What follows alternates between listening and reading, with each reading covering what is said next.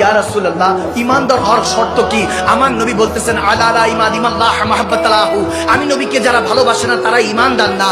ইয়া রাসূলুল্লাহ কেমন ভালোবাসতে হবে? হযরত ওমর ঘর থেকে এসে বলতেছে ইয়া রাসূলুল্লাহ আমি আপনাকে আমার স্ত্রী সন্তান থেকে, আমার মা বাবা থেকে, সয় সম্পত্তি থেকেও বেশি ভালোবাসি, শুধু জান ছাড়া। এখন সাহাবারা যখন এটা শুনেছেন, অনেকে বলেছেন, ইমামরা বলেছেন, হযরত ওমর বলেছেন যে জান ছাড়া নবীকে জানের চাইতে বেশি না, শুধু জান বাকি রেখে সবকিছু থেকে নবীকে বেশি ভালোবাসি। নবী সাথে সাথে বললেন না না, লা ইউমিনু আহাদুকুম, আমার নবী বলতেছেন না, তুমি মুমিন হতে পারবে না যতক্ষণ পর্যন্ত মিওয়ালিদি ওয়া ওয়ালাদি ওয়ান নাস আজমাইন। দেখেন হযরত ওমর বলতে পারতেন ইয়া রাসূলুল্লাহ আমার জান থেকেও বেশি ভালোবাসি, কিন্তু না, তেনারা সত্যবাদী ছিলেন, সত্য কথা বলেছেন। জানেন যে জান অনেক দামি, এটা কেউ দিতে পারে না, এটা কেউ কোরবান করতে পারে না, এই জন্য সত্যবাদী জুবান দিয়ে সত্য কথাই বের হয়েছে। এই জন্য তো নবী আল্লাহর হুকুম অনুযায়ী তেনাকে ফারুক আজম বলেছেন, সত্য মিথ্যার পার্থক্যকারী। সুবহানাল্লাহ।